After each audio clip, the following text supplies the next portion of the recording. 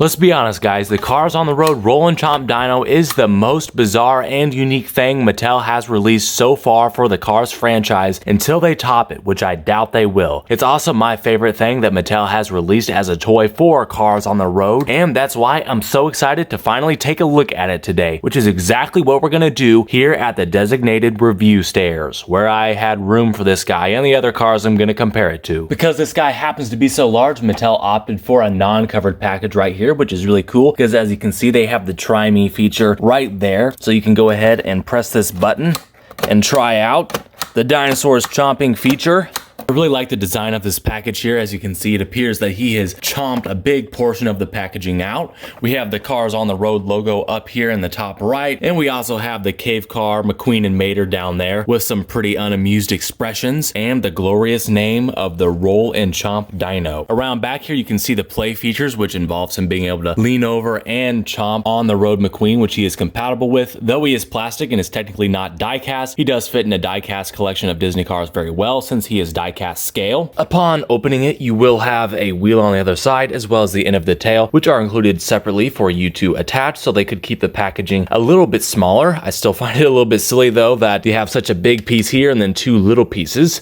but nevertheless, let's pop it out of the package. It's scissor time.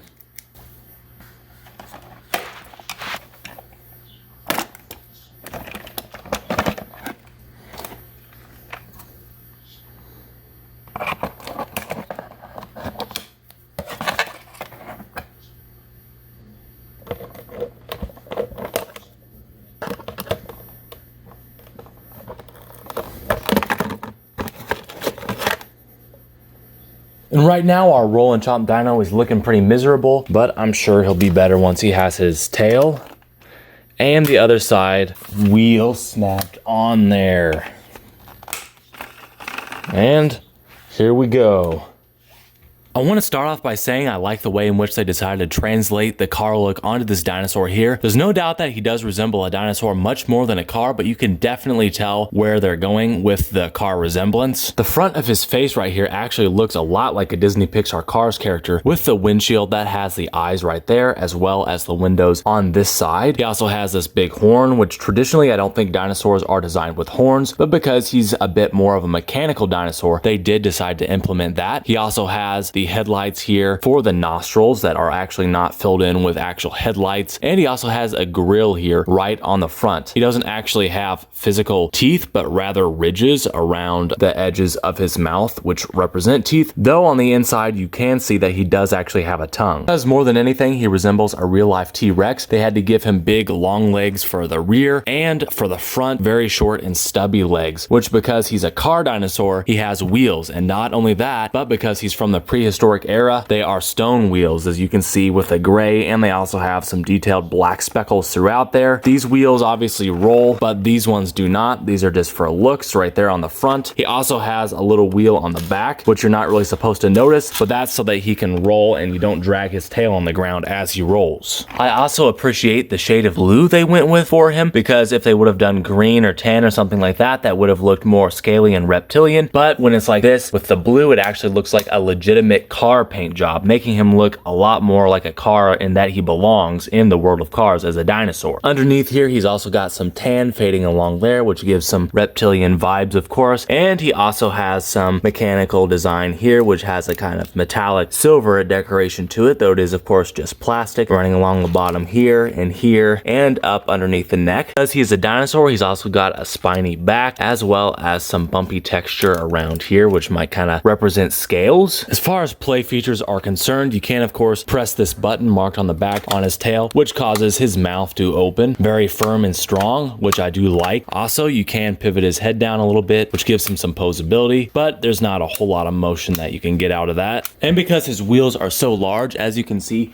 he rolls quite easily and nicely, even on the carpet here, which typically is not a good surface for rolling, which that is really fun and makes him a lot more playable for a lot of people that are going to play with him on the floor. Like I said, this guy obviously isn't an actual legitimate die-cast because he's made of plastic, though he is in die-cast scale and is compatible with all the other die-casts in your collection. And we've gotten a lot of other plastic figures like this before, such as the Screaming Banshee from Cars. But as far as die-cast, the only thing that we've gotten that's even close in size comparison to this would be haulers from the haulers line, which retail for about $18. This guy retailed for right on about $20. So you can see this guy actually is a lot bigger, but because they are on the same price range, I definitely think it's pretty fair because the hauler does include actual die-cast metal, whereas this guy does not. But as you can see, he makes up for it in his size, even though he is made of plastic, which is really cool. That being said, let's have some fun with the Roll and Chomp Dino and bring out our first victim, Lightning McQueen.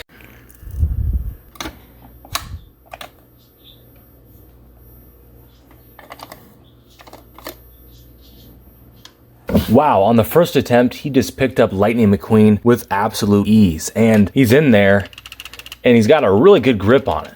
Not gonna fall out of there. I think this is really a cool play feature, so kudos to Mattel for coming up with this. Now, you obviously can fit Lightning McQueen inside of his mouth all the way and close his mouth. And then when you want, you can just decide he thinks Lightning McQueen tastes awful and spit him right back out. Let's see about Mater. Now, I do have doubts that Mater is not going to fit, but obviously you can still make him grab him like that, though he can't fit all the way inside of the dinosaur's mouth. However, we'll see if he can eat me whole or not.